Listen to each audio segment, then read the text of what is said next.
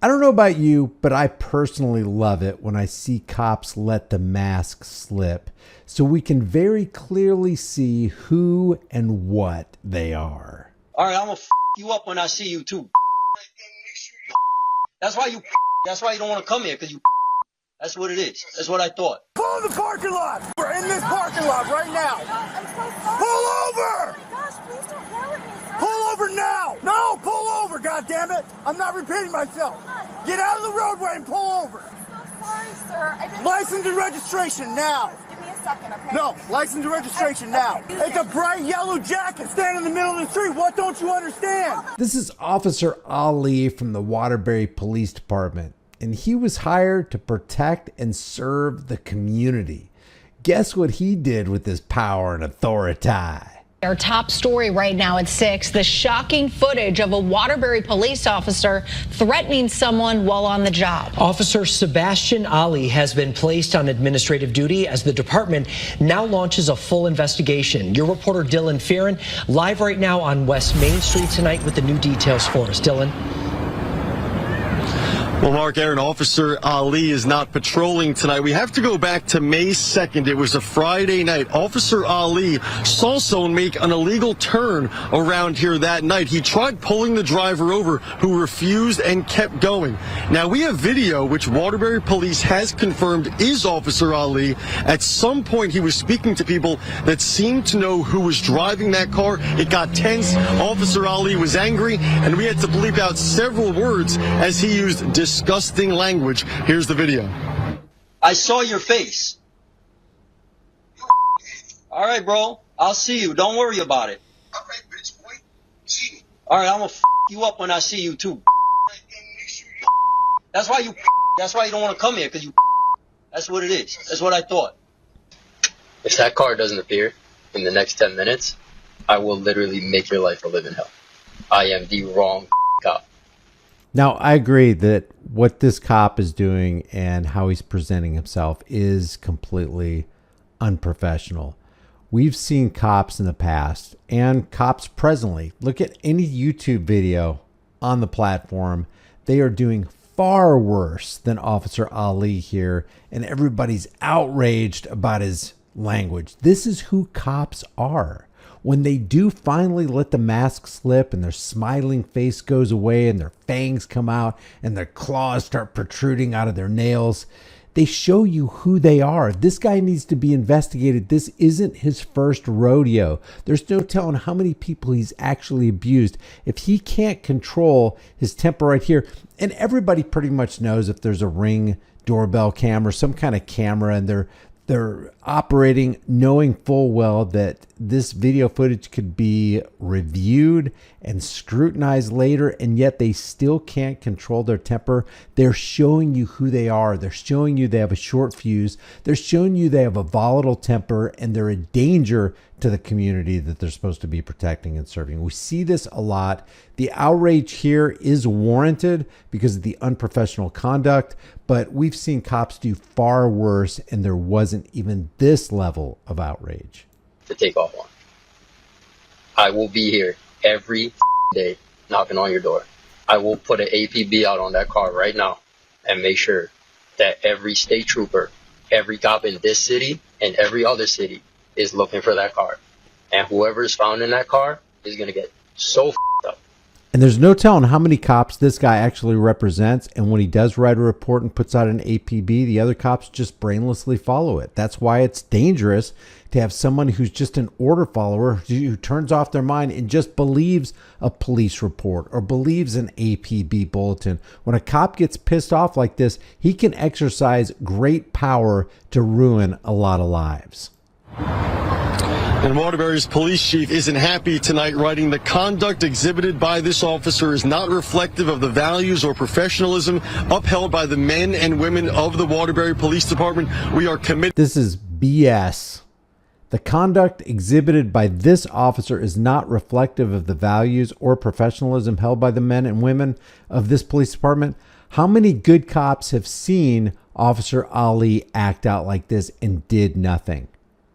How many abuse victims lie in the wake of Ali? He should be investigated. Every traffic stop he was a part of should be scrutinized, and there should be some serious justice that commences. And we'll get back to this story in a second, but Waterbury may sound familiar to you because of this guy right here. This is Officer Hinkle. And this is the kind of attitude and anger that Officer Hinkle displayed in his community. This is just a couple years ago. Hi, good evening to you both. Yeah, this is the intersection where the incident happened about a month ago, and we just got a chance to talk to the chief about it, who says that Officer Hinkle's actions that day were unacceptable and caused some distrust to the public's trust in the department. Now, they also released a nearly 10-minute video of the whole thing. You just saw some of it now. Here's the rest of it. Take a look. On December 12th, this stoplight at the intersection of Thomaston Ave and Homer Street stopped working, so Officer James Hinkle was directing traffic there. That's when a woman drove through the intersection, and Officer Hinkle can be seen slamming on the driver's side of the car, yelling at her to pull over. So she did. Pull over! Oh my gosh, please don't yell at me, sir. Pull over now! Did you not see this bright yellow vest standing in the middle of the street? No, I did. I thought you were waving. No! This means stop! This means stop! I didn't see that until I was already past. And then you still drove by me! Over the next few minutes, the interaction continues, with Officer Hinkle yelling at the driver and her apologizing, saying it was a misunderstanding. He called for backup. At one point, he told the other officer this. Would you mind filling this out for me? My hands are a little shaky right now. That ticket for the driver has since been dismissed, and the assisting officer... He's so mad that he couldn't even write the ticket. He couldn't control himself long enough to make his writing legible because he was so pissed off over nothing. If you look at him, he's not really doing this. He's not giving a clear sign of stop. His hand is kind of down as he's waving the other car on.